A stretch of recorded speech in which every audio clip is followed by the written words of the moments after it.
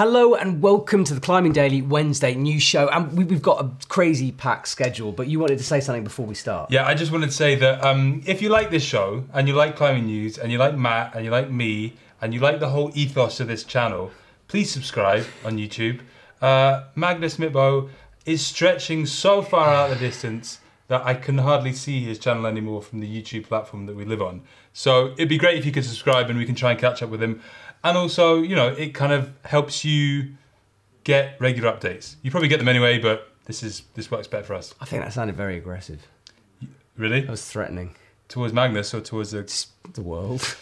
Subscribe. Subscribe, please. Seriously, do it. Do it. Do it. So we're kicking off with some trad climbing news that makes me very, very happy. And Jacopo Larcher has sent his very, very difficult project that could turn out to be the hardest trad climb in the world. Jacopo Larcher regularly repeats and puts up very difficult routes in all aspects of our sport, but trad climbing is where he seems to excel. This new route, named Tribe, has a technical difficulty of somewhere in the French Sport 9A to 9A+ region, with unprotected 7A+ section at the start. Jacopo has some serious climbing pedigree on his CV, including a repeat of Rhapsody, an E11 in Scotland that was previously considered to be the hardest trad climb in the world. So this is interesting because Jacopo won't be drawn on a grade yet. He's kind of like, the grade is not as important as the process and the climb. But yeah, we've heard it all before, Jacopo, just put grade on it. It's E12, mate. Just say it's E12, we can all move on, it will be good. Yeah, I mean, like by the sounds of it, it will be E12. A lot of people are going, is this going to be the first trad route in the 9th grade? Probably not, because it's going to be given a trad route. Yeah, although, I mean, the one thing he's saying is it's as hard as 9A, 9A+, probably. But yeah, you can't grade a trad route in a sport grade. Exactly. It doesn't work. Yeah, and he understands that, having done trad climbs in the past himself. Yeah. Okay, we're going to go over to Oliana in Spain now for some big news. Margot Hayes has reported on her Instagram that she has climbed the 9A+ route Papachulo in Oliana, Spain. This is Margot's third ascent of 9A+ after she made the first ascent of that grade back in 2017 with her ascent of La Rambla. So more incredibly impressive news from Margot Hayes. She just seems to, it almost like she seems to do this without even, you know. Yeah, she floats up. Yeah, she does it, and then a couple of weeks later she posts on Instagram. She's not in any rush or any bother. She's very impressive. Apparently very ably belayed on this occasion by Alex Magos. Yeah. Who would have thought he would have been such a good belayer? I didn't know that. I've never seen him belay ever. No. Have you ever seen him belay? I wonder what belay device he uses. He uses a Gree-Gree. Of course he does. Now, Nina Williams has made the first female ascent of what can only be described as a super highball in Bishop. The 50-foot highball in the Beehive area of Boulder is called Too Big to Flail. It's a notorious frightener of a route, with the crux being midway up, followed by more hard climbing. Nina becomes only the 7th climber to do the route, which was first climbed by Alex Honnold in 2012. Yeah, so there's some pretty impressive photos on Instagram from this. Yeah. Looked scary as. It's super scary because the crux is halfway up, yeah. Thing. And then once you've gone through the crux, you obviously can't down climb the crux. You've then got to commit to that top section. It's just. And what grade is it? V11? V10. So like 7C+. Right, font-ish. Okay. No, yeah. Font. Yeah, sorry. But yeah, hard, very hard. Just a quick one about Alex Magos. He's sponsored by DMM, yeah. Therefore, he'd probably be still using. They haven't got an assisted. I don't think they have an assisted braking device. So, and he's a sport climber. Was anyone there? Did anybody see him belay Margot? Was he using a reverso? Why is that more important? Not than reverso. The it's not more important than the ascent. Pivot. Oh, maybe. Maybe he was using the pivot. Yeah. It doesn't assisted brake. That's not more important than the ascent, by the way. It's a talking point, right? Yeah, could be. Anyway, Edu Marin, the Spanish climber, has been out in China putting some serious moves in a cave. Edu Marin has reported on his Instagram that he has made the first ascent of his long, coveted route, Valhalla, in Getu, China. The route has 14 pitches and an overhanging roof of 304 meters. The route has one pitch of 9A+ and 2 8C+, and took Edu 2 trips of 7 months in total to bolt, work, and eventually send the route. It's a contender for the hardest multi-pitch in the world, which Edu has graded at 9A+.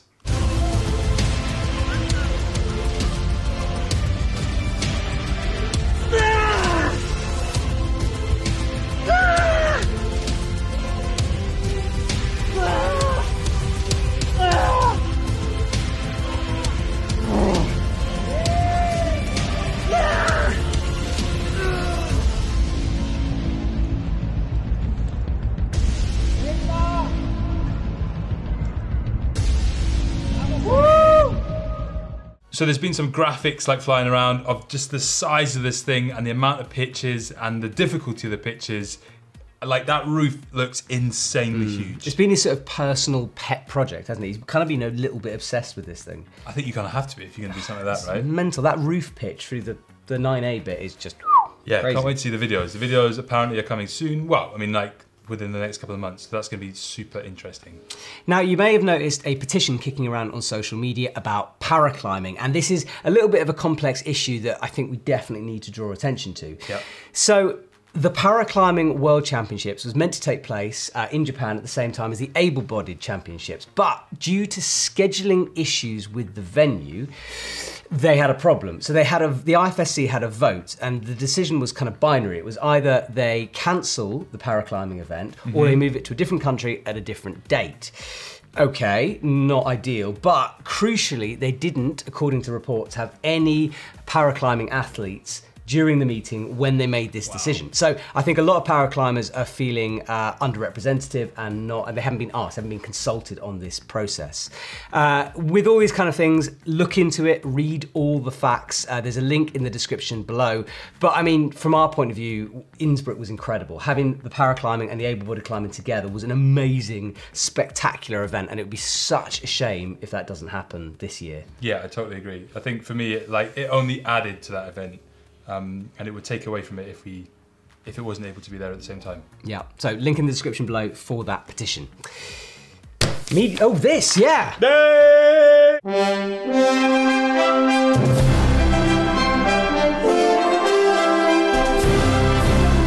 So this is getting kind of ridiculous, but pretty awesome as well. 4 bits of paper already. Yeah. It's March. We've got some more stuff to add. You've got one first. I have. I can't remember how to pronounce his name. Ryohei. Ryohei Kamiyama. I know.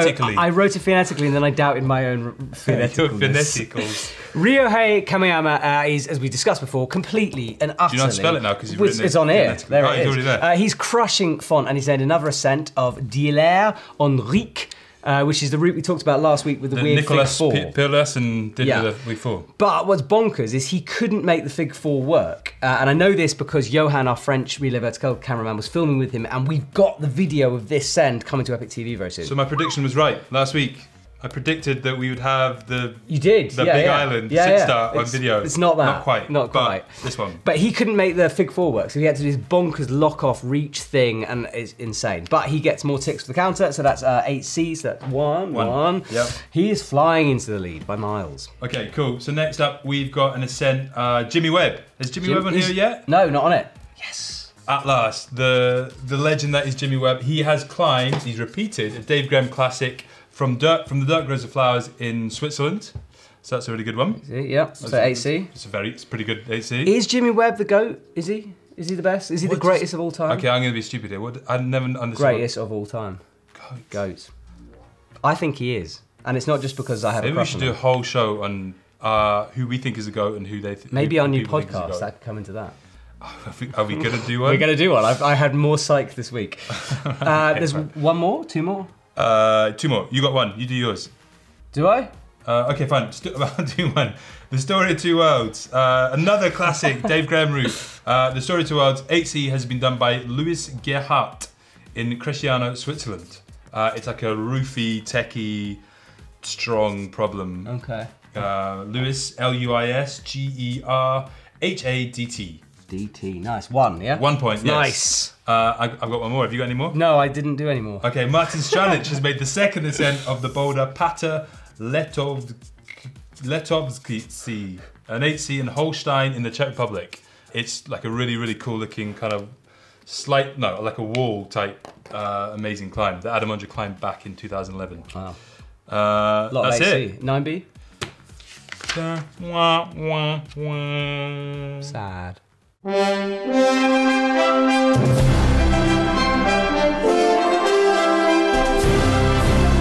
But speaking of which, I mean, I'm kind of excited, but the whole Margot Hayes thing is exciting me. Like, I think she might push it. I don't think she will. Okay, why not? Competition season. She's in the American team, she's trying for Olympic qualification, and it's upon us. The season is starting in a month. I reckon she'll be done. I mean, like, maybe in her lifetime. Maybe in her lifetime, but this year for this? Maybe in like the autumn. Maybe. Maybe in 2020. Maybe. Maybe in 2019. Maybe. Okay. Media, sorry, I've got a horrible cough. Media on the EpicTV website, and we're kicking off with a Cold House Media teaser.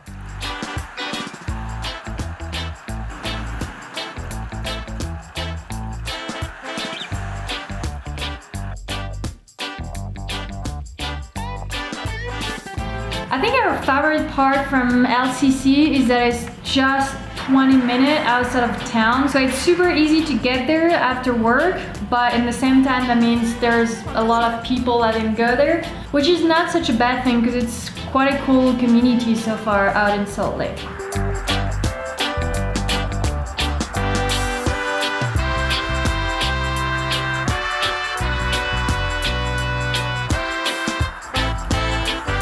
Good job!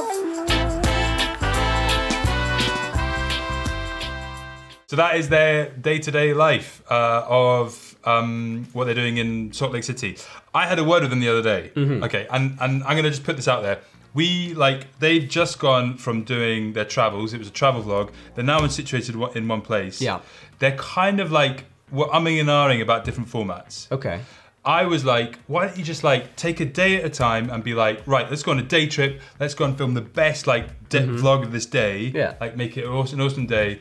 And see how that like turns out, kind of thing, and just kind of like filming like bouldering, sport climbing, whatever, but just really be like, this is one day to show off like the climbing around Salt Lake City.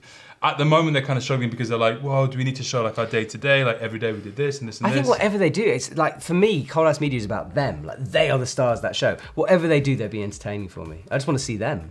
Okay, I miss cool. them. Yeah, no, I do as well. Anyway, let us know what you think. Do you like it? And yeah, obviously you want to see more, probably, hopefully. Anyway, next up we've got some more media. Yeah, so Don't Call It a Comeback is a series with John Partridge and filmed by David Pett. And episode 2 is out on the EpicTV website, and it's a bit of a tearjerker. He kind of gets deep. He goes into his emotional state. He talks about his divorce. He talks about why he stopped climbing. It's very, very different from anything I've ever seen, and it's kind of cool. Here's a teaser. My life changed so much in the last few years that all of the things that defined me aren't there anymore. You know, I was married, I'm no longer married, or as a husband, I'm not a husband anymore. I was a professional climber, I was physically strong, I'm not that anymore. I have and am having an identity crisis, no doubt, 100%. I'm not ashamed to say that I've had some mental health issues. You know, I see a therapist. I don't see them now as much. I feel like I'm in a better place, that I don't need to. I guess the one thing that has been a constant is the dog, who has been amazing during the process. But yeah, he's pretty, it's been a hard couple of years, definitely. Nice JP, which is what I like to call him these days, because I feel like I know him, even though I've never met him. But I feel like I know him after watching the series, because he gives a lot. He does, he gives his heart and soul. Yeah, which is fair enough. Yeah, it's very cool. 4-part series, 2 more to come, so keep an eye out on that on the EpicTV website. Now, shop stuff, we're getting a lot of restocks at the moment. A lot of big brands, they're sending us new summer items, and Patagonia have just launched their new range in the EpicTV shop. There's backpacks, there's clothes. Exciting. It's good stuff. Yeah? Yeah, look, it's expensive, but it's going to last. Fan? You know what? It's not the most expensive. No, it's definitely not, but it's up there, but it's value. I love that. Remember the R1, you know the R1 hoodie? There was a song of it. Oh, that's nice. Is that the one that zips only down to here? Yes. I love that. It's got the like thumb bit. Yeah. It's lit. I couldn't afford, when I lived in London, I couldn't afford it. So I bought a cheaper version of it and it broke, and I wish I bought the expensive one. You probably still have it. Maybe, yeah. Well, yeah, exactly. Can I just quickly, we talked about media, but I want to talk about your 20-minute documentary that we put out on Tuesday. Yeah. I'd say 20 minutes, but it was like, I think, I say that in a proud way because, you know, we put it all together. It was a 20-minute thing that we wanted to kind of make a bit of a longer feel, a different feel to it. Yeah. Went out on Tuesday. Fly on the wall. How do you feel about it now? I was so worried. So if you haven't seen it, it's about me entering the European Ice Climbing Championships, and we follow everything, like from the second I enter it to the second I finish it, and how I feel and how scared I was. Before you explain, here's a quick teaser. Buddy, I might be really shit at this. Okay. So just, honestly, this is the first time I've really done this properly. So I might just fall off. Yeah. Thanks, man. Hello, mate. Starting position is so that your both feet are above the red line. Okay. Both axes are on the wall. And when you start with the one axe, I will start the time. Okay. Don't start before I tell you to start. Thank you very much. Okay. Well, climbing daily. This is to show how hardcore everyone else here is apart from me. Okay.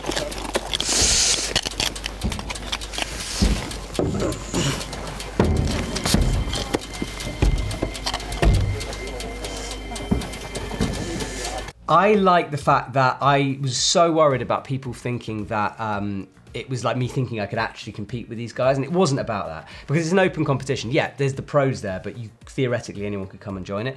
I just wanted to show how difficult it was, and I think we got that. Because, I mean, I struggled, those guys do that, and they do so much harder than that. It's mega. But it was great. I love that you did a great job in the edit. It was cool. Thanks, man. Cool. Well, I think with all that kind of stuff, it's always like what is really impressive is the speed they climb. Yeah. Like the guys that topped out on that finals route was just like, they climbed so quickly. I got timed out on my first route, and I honestly thought I'd been on there for seconds. And the guy was like, okay, come down. And I was like, what? No, I haven't finished. Yeah, it's cool. Go and watch it if you haven't. Link in the description below. Quick word on the Studio Block Masters before we go. How was it the last weekend? It was crazy and it was very cool. It's an interesting comp because you get all the big IFSC athletes, but it's quite relaxed, so you can chat to them. The full highlight reel is hopefully coming out next week. Did you get the boulder battle between Johan Kervela of Relais Vertical and Matt Groom was climbing? We stepped it up. We had Johan, myself, Gaz Parry and Mike Langley. Nice. In a four-way in Germany. Is that an orgy? Yeah, I don't know. I think four's not four. Okay. So. Anyway, yeah, so we climbed. That will be coming out probably not next week, some point in the future, but it was fun. It was good. Awesome. That's it, cool. I think. Thank you for watching, everyone. Have a good weekend. See you soon. Bye.